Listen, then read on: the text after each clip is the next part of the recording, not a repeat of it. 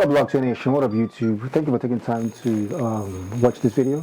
If you haven't subscribed, please hit the subscribe button so you can get weekly notifications whenever we release videos. All right, so is Bitcoin going to be the next big thing? Is Bitcoin going to be the world's reserve currency? Well, I'll try to answer that and address that sometime before the end of this video. Anyways, before I even go into that, you probably know what Bitcoin is, but arguably, let's just say you don't. This is a great book by Andreas Antonopoulos called Mastering Bitcoin. It is a technical book, but at the same time, the first couple of chapters are anyone can read it, even if you don't have a technical background. It gets a little technical later on, but it's definitely a book I recommend. I will link below about some Bitcoin books or some blockchain books that you should read. I have a video I've done, and I'll put a link below, excuse me. All right, so what is Bitcoin? Bitcoin really is a couple of things. One, it's an asset. Two, it's a payment network. And three, it's a form of money. Really, what is money? Money is a couple of things. It's divisible, it's fungible, it's a unit of account, it's a medium of exchange. And the most important attribute of money, in my opinion, is it has to be a store of value, which means that whatever $1 million today, what it can buy you today should be able to buy you the same thing 10, 20, 30, 40 years from now. It shouldn't lose its value. It shouldn't be, and it's interesting how when I was in high school or college, I think I'm dating myself, it was like 20 bucks or 10 bucks or 5 bucks to fill your tank with gas. Now, the same tank of gas, but it's now $40. People will argue, well, all prices have gone up, but also it's because the dollar or the currency is losing its purchasing power over a period of time. So with all that's going on in the world, with a lot of volatility in different countries, a lot of countries are leaning towards other assets or other things they can use as money. I've done videos about this before. How in countries like Nigeria, they are using Bitcoin as a way of making payments and buying stuff from overseas for traders who are local, and some countries are actually using Bitcoin as a form of payment. Anyways, the big news also is this is Perth Mint. Perth Mint has a very, very large gold reserve, one of the largest gold reserves, bullion collectors in the world, and they have issued their own crypto token, PMGT. The Perth Mint token is the first digital token on a public blockchain, ultimately backed by government guaranteed gold, which is huge. So a lot of cryptocurrencies are backed by math, backed by technology, or backed by concepts, shall I use that word? Like how you have Bitcoin that's capped at $21 million. Shall I use the word concepts? Anyways, Bitcoin is capped at $21 million. You can argue that it's not backed by anything physical in the world, but I don't want to get into an argument. Bottom line is, here's a company that is a gold provider, and they are issuing their own token, which is absolutely amazing. And the implications of this are huge. So I'll just show you this real quick. 85% of Italian banks are exchanging interbank transfers using transferred data on Corda. Corda is a blockchain platform. So if you look at this, in the old system, reconciliation took a long time and was unpredictable. The average time of reconciliation was between 30 and 50 days. Now, on Corda, reconciliation is completed within a day. So these are blockchain concepts. So a blockchain platform is really a distributed ledger. So a concept like Bitcoin, currency, actually was the first application of blockchain technology. What's blockchain? It's just a distributed ledger of transactions that are immutable, which means they can't be altered and everyone can see they're transparent. And so the first application of that concept of blockchain technology was in Bitcoin. I did a video sometime this year where I talked about blockchain from different people's perspective, whether you're a developer or a technologist, or if you're someone into crypto, or if you're someone into finance. People have a look at the different things they highlight about blockchain technology or about crypto. So in this case, Bitcoin is the first application of blockchain technology. And so when you hear about blockchain, as the world becomes more adoptable, or as the word blockchain becomes more of a household concept, cryptocurrencies also become more of a household concept. And I'll just show you something else. Mastercard. Now, Mastercard and Visa, I've talked about this a lot this year, how they're making bold moves towards mass crypto adoption. They are trying to use blockchain technology to create their own currency. So both companies made strong statements to support the use of cryptocurrencies in July, but they noted that digital currency is an exciting avenue to expand using networks to support the latest technology powering commerce. Now, Visa and Mastercard's growing relationship with crypto is growing, and it goes on and on and on, and it's becoming interesting. And so, if you read this, Visa and Mastercard and PayPal are changing their tune on crypto.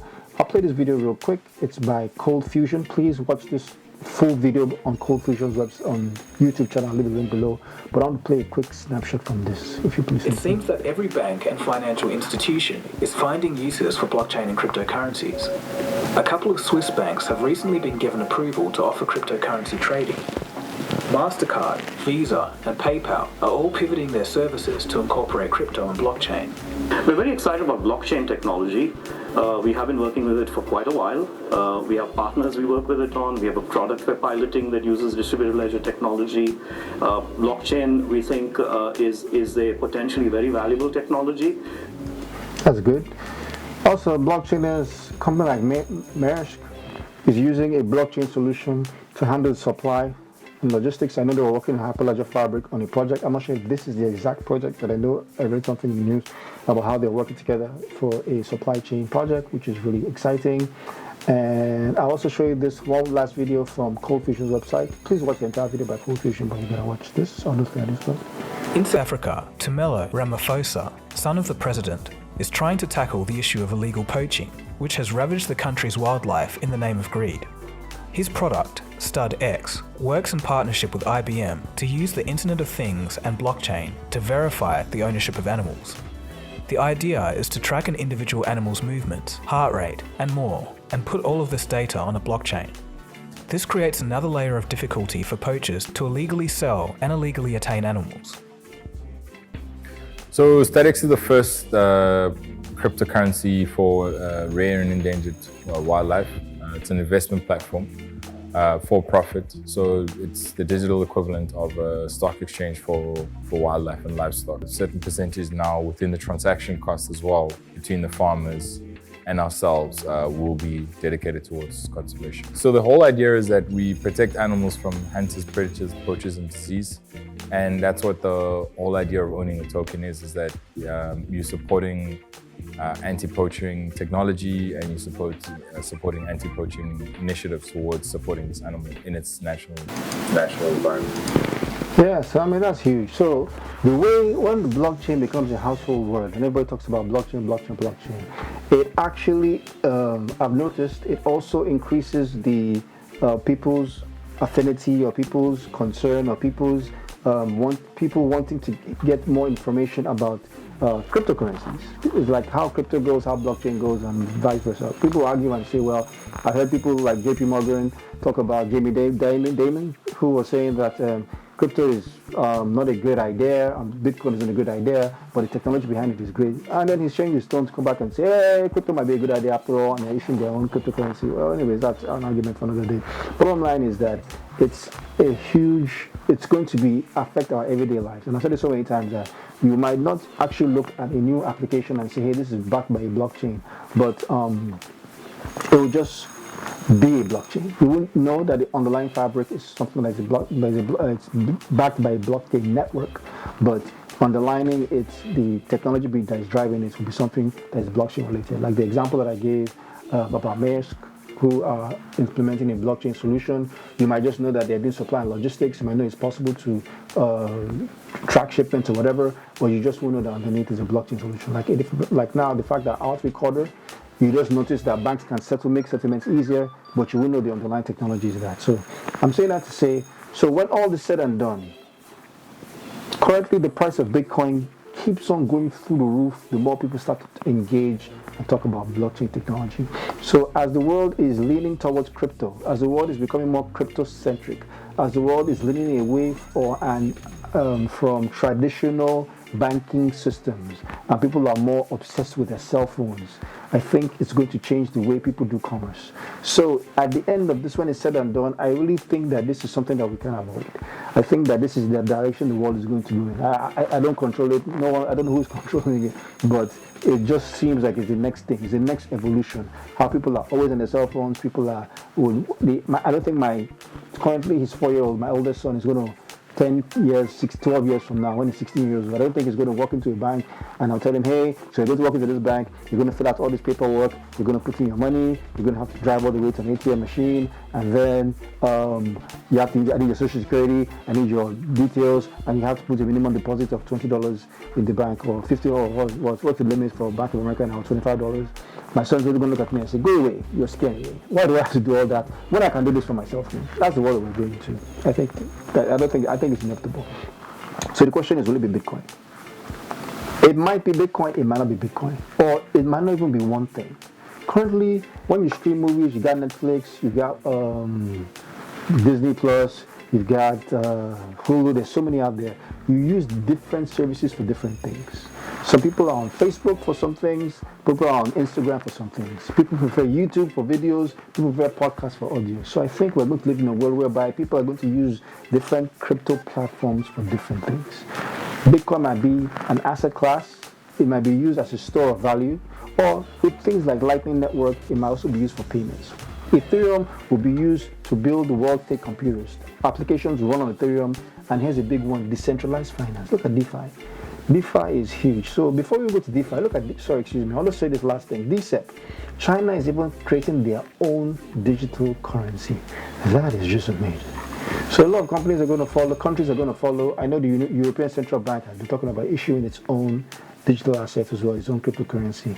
But DeFi is the one here. What is DeFi? Often called DeFi, refers to shift from traditional centralized financial systems to peer-to-peer finance enabled by decentralized technologies built on Ethereum blockchain. So when it comes to decentralized finance, which is allowing average everyday people to be able to make loans, which means that I don't necessarily need to have a credit score or whatever. All I can just use, I can be somebody anywhere in the world.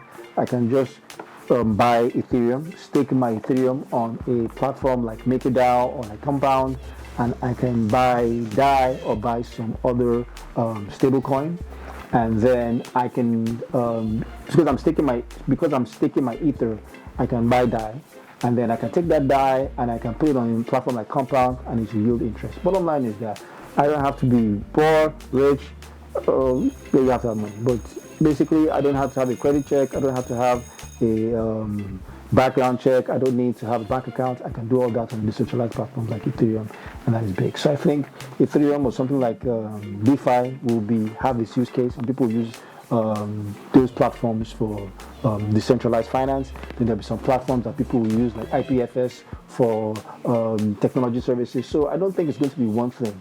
I believe that the world that we're moving into will be a world whereby we have different applications, different solutions, different tokens that will have their utilities, and that some will be used for this, some will be used for that. It's like how you use how you use different things. Like the example I gave before. So people are on Facebook for some things, people are on Instagram for some stuff, people are on YouTube for videos. So I think that's the world we're going into. I think we're going to have, and it's going to be cheaper to do trade because we have all these platforms available. We will have better incentives from financial institutions because there'll be so many players in that space.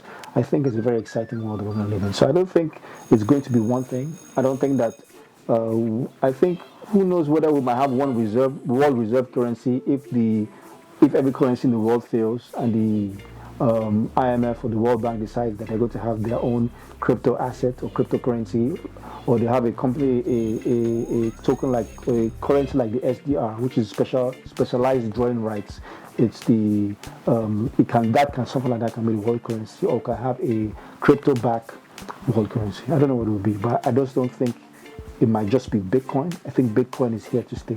I think Bitcoin is like Muhammad Ali, the undisputed heavyweight champion of the world. People have said so much stuff about it. People have said that it's dead.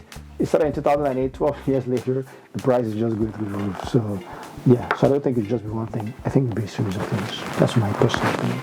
So please watch that video by Cold Fusion. I've learned a lot just by watching that video.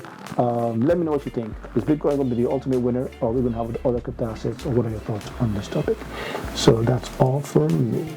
So, ladies and gentlemen, till next time, my wish for you is to learn more about crypto, because crypto is changing and will change the world.